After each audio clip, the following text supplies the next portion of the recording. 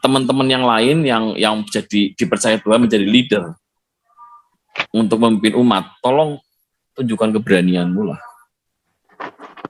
Ya, jangan cuma ngomong di mimbar aja. Beratus-ratus musuh ada di depan kita nggak takut, nggak usah beratus-ratus, baru datangnya RT atau RW atau salah satu yang dianggap tokoh masyarakat udah pada ketakutan. Cabut. Gimana mau hadapi musuh? Itu bukan musuh, itu cuma tetangga loh. Dan itu kita sudah ada aturannya. Ya, bukan berarti kita harus melawan secara radikal, ngajak berantem dan sebagainya, enggak. Kalau mereka melakukan pengerusakan, laporin. Ya. Kecuali mereka mau melakukan tindakan-tindakan yang menjurus ke penganiayaan dan sebagainya, ya mau nggak mau kita lawan untuk membela diri, dan itu diatur oleh undang-undang. Berhak kita melakukan membela diri, bahkan membunuh pun boleh, tapi dengan catatan kalau nyawa kita terancam untuk membela diri. Ya, jadi oke gitu loh. Nah, ini yang jadi masalah di Indonesia. Jadi teman-teman infokan ke para pemimpin agama, pemimpin Kristen, gembala, bahkan pemimpin persekutuan, informasi ini, hal ini seperti ini ke mereka. Karena saya yakin dengan keberanian kita bisa kok menang. Pak, ditambahin Pak. Pak Adi. Ya, selamat malam semuanya teman-teman yang sudah bergabung bersama-sama dengan Galarua malam ini. Ya, kami tetap antusias untuk menghadapi permasalahan-permasalahan dan merebut hak-hak kita, karena di Indonesia kalau hukum itu nggak bisa meminta, tapi beli. Jadi walaupun itu hak kita sendiri, mau nggak mau kita beli. Cara belinya gimana? Nggak selalu dengan duit. Salah satunya dengan yang kita perjuangkan melalui Galarua. Ya, kita dengan skill kita masing-masing, karena kebetulan saya punya sedikit skill di hukum dan sedikit skill di teologi, tinggal saya combine aja, kemudian ditambah pemikiran-pemikiran dari ketua Galarua, sekretaris Galarua, dan pengurus-pengurus yang lain. Saya yakin kita bisa kok menghadapi hal seperti itu. Dan sebetulnya hal seperti yang kita hadapi itu bukan hal yang besar. Permasalahannya justru bukan di luar, tapi di dalam. Ya, seperti yang tadi Pak Santi udah bilang, itu bahwa permasalahan kita yang paling utama adalah internal kita sendiri aja ribut, berpecah-pecah. Jadi waktu orang di luar sana untuk mengobrak-abrik kita itu jauh lebih gampang, jauh lebih tidak solid di kitanya. Ya, misalnya seperti kasus Pak Wawan kemarin. Ya, kasusnya Wawan yang akhirnya ditahan itu, begitu GKKD, begitu Galarua turun tangan, dalam arti turun tangan kita terjun melakukan pendekatan baik kepada GKKD maupun organisasi gereja lokal di sana, itu mereka sedikit demi sedikit mulai menyadari bahwa kesatuan itu penting. Sehingga ya walaupun masih dalam sebatas retorika ya, mereka berkata kami mendukung gitu. Walaupun kalau mau jujur, kalau mendukung harusnya dari awal lah bikin laporan, atau minimalnya dari awal lah bertindak gitu, nggak cuma ngomong doang. Tapi paling tidak ini menyadarkan mereka bahwa saat mereka bersatu, ya saat ada orang yang berani, itu juga hasilnya lumayan. Kita belum ngomong hasilnya luar biasa, lumayan. Ya, paling tidak ada satu polisi yang berani bikin laporan tipe A.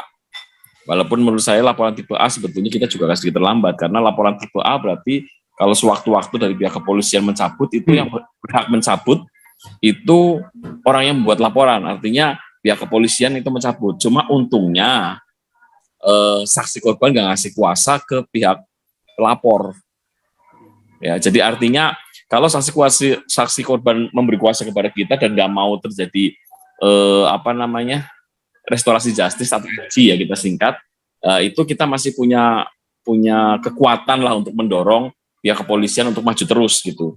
Walaupun semuanya masih istilahnya tidak mutlak ya, karena kita nggak tahu apakah polisi lebih mengikuti aturan hukum, karena ini jelas-jelas pelanggaran hukum, atau mengikuti aturan tekanan massa. Karena di Indonesia kecenderungannya kelihatannya hukum itu diatur oleh massa atau viral. Nah, kalau melihat statement-statement dari Pak Kanit waktu kami Pak saya Pak Santi Amer menghadap Pak Kanit maupun Pak Panitnya ya. Jadi Kanit itu kepala unit dan Panit itu perwira unit atau biasanya mereka nyebutnya Katim gitu. Itu mereka bilang mau profesional gitu. Nah, tapi kan pada waktu itu belum ada tekanan dari massa yang luar biasa dan kita harapkan mereka tetap konsisten dengan apa yang jadikan statement mereka. Kita tetap kawal, saya tetap kontak-kontakan dengan teman-teman yang menjadi korban di sana. Kita dorong terus untuk mereka tetap apapun yang terjadi, tetap mereka kalau bisa, bukan kalau bisa, wajib untuk tidak goyah. Karena di pemikiran saya pribadi dan mungkin juga pemikiran teman-teman yang lain bahwa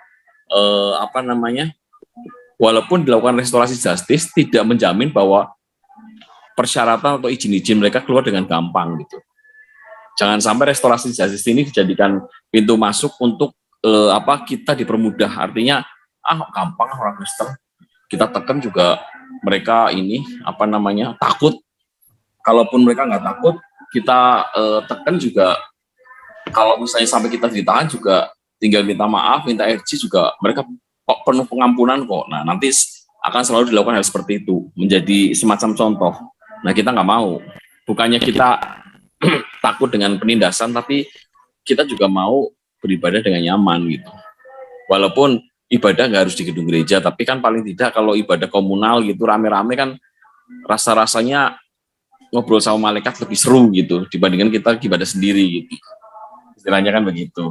Ada celebrate dalam beribadah karena rame-rame, suasananya juga beda, ya kan. Nah, secara pribadi kami sudah melakukan itu semua, termasuk melakukan ke media dan saya tetap pantau ke Panit juga. Saya belum dapat informasi terbaru, artinya ada mungkin nanti setelah awal bulan itu harusnya dia ngeluarin semacam SP2HP ya, surat pemberitahuan perkembangan penyidikan. Jadi kita tahu penyidikannya sampai di mana gitu. Seharusnya kalau sudah ditahan, ada kemungkinan mereka akan segera dilimpahkan ke pihak kejaksaan. Nah di pihak kejaksaan inilah yang kita nggak tahu apakah pihak kejaksaan akan nurutin tekanan massa. Kalau nurutin tekanan massa, kemungkinan pihak kejaksaan akan menggunakan pasal 175 aja, yang hukuman ancaman hukumannya cuma 1,5 tahun. Ya, dan 1,5 tahun itu ancaman ya, artinya tuntutannya bisa jadi cuma 1 tahun gitu. Nanti putusannya tinggal 2/3, biasanya begitu. Tapi lepas dari itu, karena tujuan kita bukan masalah tuntutan atau lamanya hukuman, tapi efek jera dan memberikan semacam contoh buat teman-teman yang lain ini loh. Keadilan kita masih dilindungi oleh negara. Ya, jadi apapun itu putusannya, entah itu putusannya cuma 1,5 tahun atau di hukum yang paling berat yaitu penghinaan agama, kita tetap punya hak gitu loh. Punya hak untuk kita menerima bagian kita, artinya hak kita gitu. Nah ini yang kita harapkan, karena begitu, saya yakin begitu ini jadi putusan, itu kalau di hukum itu ada namanya jurispruden, jadi kalau ada kasus-kasus seperti itu, otomatis mereka akan kena. Para pendeta dan para ini yang lain juga pada takut. Ya contoh yang gampang kemarin lah di Purwakarta akan ada persekusi, ya kan? Walaupun belum ada putusan ya, tapi sudah si Wawa sudah ditahan, membuat mereka juga ngeri, takut. Nah, cuma permasalahannya berapa banyak pendeta yang berani ngomong, ya kan? Pendeta cuma bukan pendeta ya, para pemuka agama Kristen cuma kebanyakan pada mengambil jalur aman, artinya nggak mau ribut lah, inilah itulah. Padahal itu sama dengan melakukan pembiaran. Nah, melakukan pembiaran sama dengan berkompromi dengan dosa. Ya, betul. Nah, ini yang gawat, gitu loh. Nah, kalau berkompromi dengan dosa, bedanya kita dengan mereka. Kita malah jatuh 2 kali. Ibarat kata kita sudah jatuh tertimpa tangga, ya kan? Digigit anjing pula, kan repot. Nah kita nggak mau. Dengan adanya Wawan ditahan, kemudian nanti Wawan diadili, prosesnya lengkap, apapun hasilnya, walaupun putusannya nanti rendah, nggak ada masalah, tapi ini membuat kita punya power bahwa kalau lu seperti itu, aku wawankan kamu. Gitu loh. Cuma mungkin tinggal kita atur pasalnya. Siapa dulu yang membuat laporan, itu yang membuat kita bisa memainkan pasal. Kemarin waktu kami membuat laporan tambahan, ternyata mereka dari kepolisian pintar, sekalian dimasukkan dalam pengembangan di satu dimasukkan sebagai pengembangan di BAP-nya, karena BAP-nya saya perhatikan kan ditunjukin setelah kelihatannya ditambahin dengan permintaan kita. Waktu kita ngobrol sama Panit, kemudian dipanggil sama Kanit, saya lihat kan Kanit habis itu minta BAP yang baru, pasalnya suruh dimasukkan pasal kita. Ini sebetulnya kalau misalnya dengan 2 LP, kita lebih kuat lagi. Artinya kalau LP itu selesai, LP kita bisa masuk lagi. Hukumannya bisa double gitu loh. Karena kan pasalnya berbeda, tapi ya udahlah nggak apa-apa. Karena kan tujuan kita bukan untuk menghakimi dia, karena penghakiman kan milik Tuhan. Tapi kita mau mengambil hak kita dan kita mau mengikuti aturan sesuai dengan aturan negara. Ya, kalau boleh saya ambil ayat, walaupun kelihatannya ayatnya ini tidak kelihatan matuk atau tidak kelihatan klop, tapi menurut saya ini bicara ketaatan. Apa yang menjadi bagian kaisar, kita berikan kepada kaisar, apa yang menjadi bagian Tuhan, itu kita berikan kepada Tuhan. Artinya apa?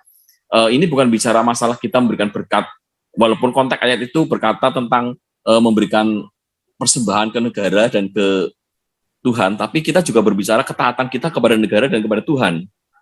Kalau kita bicara ketaatan, masing-masing punya aturan. Dan setahu saya, aturan negara nggak pernah bertabrakan dengan aturan Tuhan. Cuma porsinya beda-beda. Ya, jadi negara adalah wakil Tuhan, mau nggak mau harus kita sadari. Ya, apapun kondisi negara. Nah, cuma masalahnya yang jadi wakil Tuhan adalah negara, tapi oknum-oknum yang dipercaya untuk memegang kekuasaan wakil Tuhan ini yang kadang-kadang ngawur. Bukan kadang-kadang, banyak oknum yang ngawur. Yang terjadi akhirnya ya seperti ini. Saya baca berita yang menarik tadi bahwa kalau sampai Wawan diadili, ditangkap dan kemudian dipenjara, itu akan menyakiti hati umat. Ya kan? Halo, emang umat cuma umat sebelah doang? Kita juga umat, yang lain juga umat.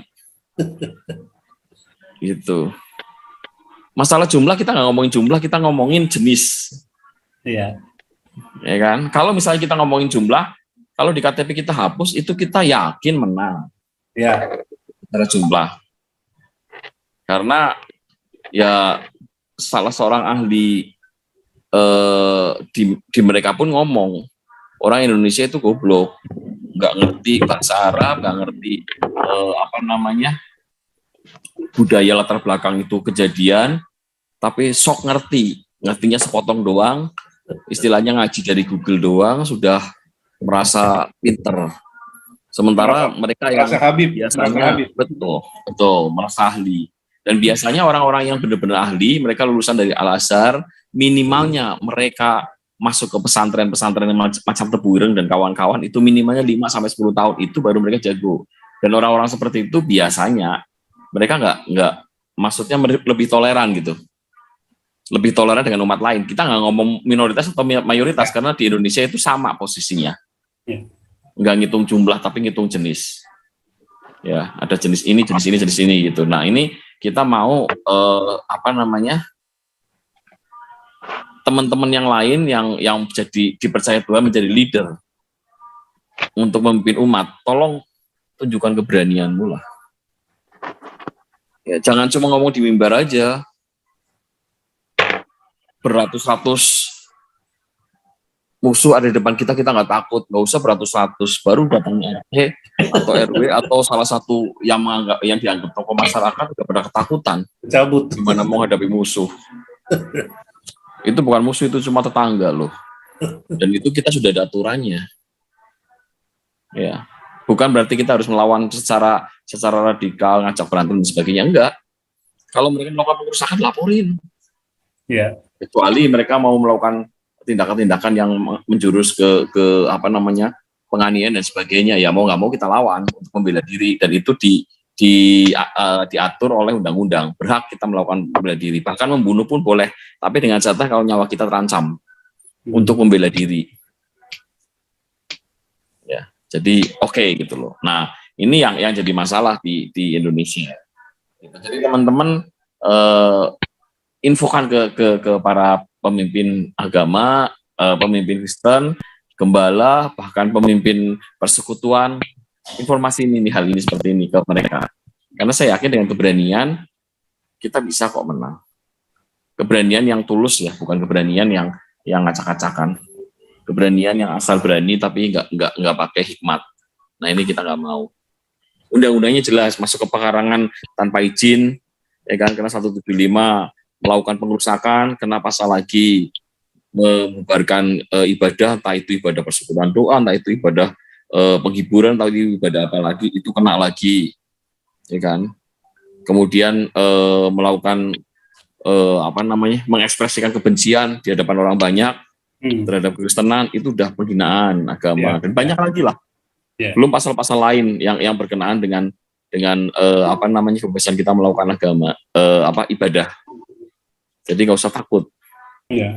Ya, yang mesti kita takutin justru teman-teman yang kompromi, karena begitu teman-teman yang pada kompromi inilah yang justru akan merusak iman kita. Seperti yang tadi Pak Amer sudah katakan, ini bukan memikul salib. Ya, salib itu nggak perlu dipikul, karena kita nggak akan disalibkan. Ya, yang memikul salib itu Tuhan Yesus. Kita hanya menerima konsekuensi dari iman kita. Ya kan? Konsekuensi iman kita di tengah-tengah orang-orang yang tidak beriman, bukan di tengah-tengah orang yang beriman. Gitu. Jadi ya nggak usah takut. Saya percaya Tuhan akan tetap bantu kita. Amin. Kira-kira begitu. Mungkin begitu Pak Amin, tambah dari saya. Mungkin ada teman-teman lain yang ingin mengajukan pertanyaan atau apa, monggo dilanjut. Jadi begitu ya teman-teman semua. Kau bilang kau menang debat lawan domba yang sesat. Kau bilang banyak yang tobat.